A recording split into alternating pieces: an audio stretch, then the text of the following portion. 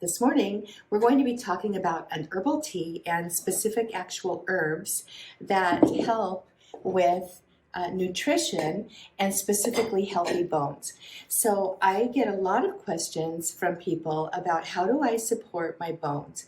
Or maybe people come in who have conditions like osteoarthritis or osteoporosis, things like this. And the thing is that the sooner you can start supporting the health of your bones and your hair and your skin, the better off you're going to be, because as we age, those parts of our bodies often become deficient, and part of it's nutrition. And one of the ways that herbals can help is they can give us that extra nutrition in a really beautiful and delicious way. So I'm going to share today my Healthy Bones tea recipe, and this recipe it's been around for a long time. I used to sell it in my shop. It's super easy to make. It's actually in my Ditch the Drugstore recipe book, which comes with my course and is also inside the Family Herbal Certification program that we have at our school. So I'd love to have you join us in that class at some point. It's a personalized home apothecary course, so it's not generic, and I help you create what your family actually needs. Okay, so let's go ahead and get into the herbs here, and we'll talk through each of the herbs, why I've put them in this formula, what their benefit is to you, plus a few other tips and tricks, and then we're going to go ahead and make the tea blend. And I have a man coming in this afternoon to pick some of this up, so I thought this was a great opportunity to get on here and share this with you. Okay, so the first herb and the star of the show is nettle leaf. Now, nettle leaf is a great herb for nutrition. I would say the only herb that possibly has more calcium than nettle leaf might be wild violet leaf. Okay, they're both really high in calcium, which is really helpful, as well as other nutrients. You've got your potassium, your magnesium, nettle's high in all of them. So I'm going to put 3 parts of nettle into this blend. Now here's another nice thing about nettle that you may not know. I'm making kind of a lot of tea, so I'm using a 1/4 cup measurement as my part. So this is 3 parts of nettle. But another thing about nettle that I want to mention here is that it is a fabulous antihistamine action herb in terms of allergies for seasonal reasons. Now, you can't just start taking nettle leaf and experience benefits right away for the antihistamine action. You can for the nutrition because the minerals will be released into the water. But in order for nettle to work as an antihistamine in your body, you need to take it consistently for about 2 to 3 months. The nice thing about this Healthy Bones tea is that you can take it as a tonic tea, and so over time you're actually going to be supporting your immune system in terms of your allergies as well. So that's just another little helpful good thing about nettle leaf that's in this blend. Okay, so next up we've got 3 parts of peppermint. Peppermint is nutritious. It contains, aromatic. I love peppermint, frankly, because of the taste, and that's kind of why it's in this tea. This tea is a very green tasting tea. Peppermint gives it a beautiful cooling kick, but it also contains nutritious compounds that support and harmonize with the more powerful herbs like nettle and horsetail and milky oats, which we're going to talk about in just a moment. So I'm going to go ahead and get our 3 parts of peppermint in here. All right, put this away. Next up, we have horsetail. Horsetail is equisetum, and there's different species of it, and it's a wonderful plant that grows in kind of more marshy or wet areas. It does have wet feet.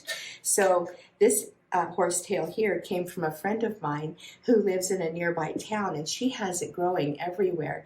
And where we're at up on our mountain, it's rather dry, so we don't have quite as much of it as she does. So she gives me some every year, and I really love horsetail because it's a plant that's very high in silica and other nutritional compounds that are really exceptional for bone health, for your hair, for your skin and nails. It's pretty amazing.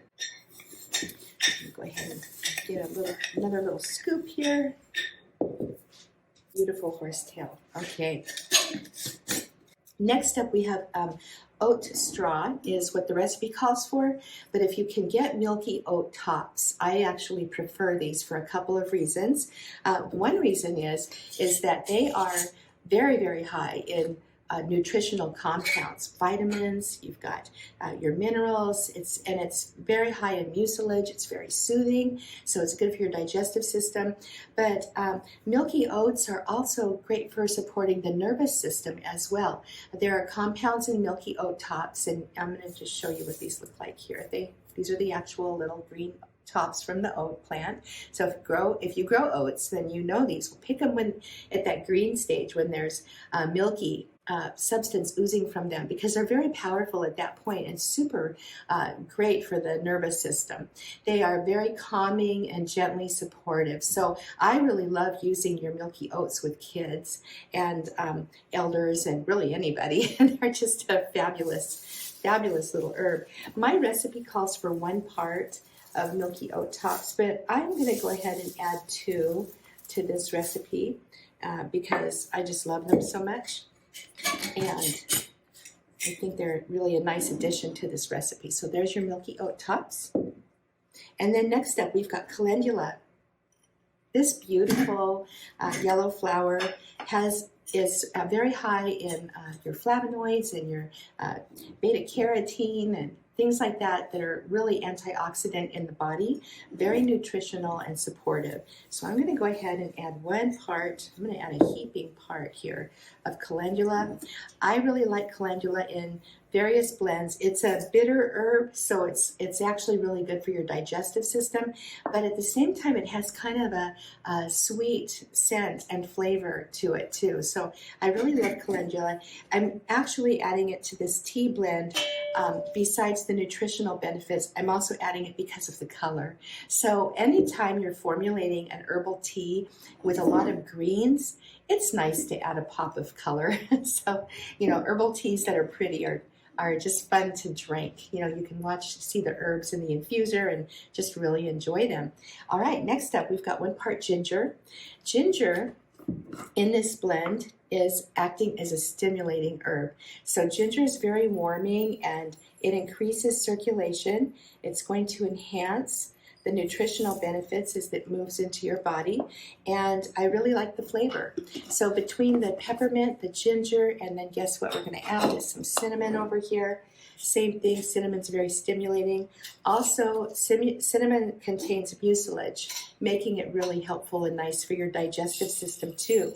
So even though this is mainly a tea for even though this is mainly a tea for your healthy bones and your hair and your skin, it's really going to be a flavorful, beautiful tea, and it's also going to support other systems of your body, like your digestive system and your nervous system too. So now I'm going to go ahead and put my gloves on,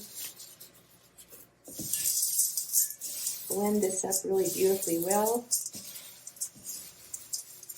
This is a gorgeous tea, just gorgeous, gorgeous. I'm going to bring the bowl over there and show you so that you can see this. And I'm going to keep some for us as well. Gorgeous herbal tea there. The dust you see on the bowl is plant dust. So really pretty. That's it for this tea. To make this tea, you want to take about 2 to 3 teaspoons. I like a heavier, stronger tea. So 2 to 3 teaspoons and about 12 cups of boiling water or just boiled water, and let it steep. So I always use a little infuser cup, and I personally like to use mason jars with wide mouths. That allows the herbs to kind of just loosen up a little bit and flow, and you let it steep for about 20 to 30 minutes. Now, one thing about that, one caveat is that this tea does contain some bitter herbs to an extent, some astringent types like the calendula, for example. So the longer you steep it, the more bitter it's going to get. If you don't like a bitter tea, or if you want to just keep it on the lighter side, then don't steep it for as long. I just want to mention another plant that you could have added to this. Let me just run through a few others that would be really nice in a bones tea or a tea for healthy bones. You could add dandelion leaf. You could add chickweed, cleavers. There are a number of very, very mineral-rich plants. I already mentioned wild violet leaf, but these kinds of plants very strongly support your bones and your health and your wellness. And one final thing about this tea is that if you decide to make it and you want to drink a little bit of it every day, be aware that there's a couple of herbs in here that are considered diuretics, like the nettle leaf and the horsetail. So you would want to drink a little extra water during the day so that you can flush, keep your system flushed and detoxified, while also supporting your nutrition and your system.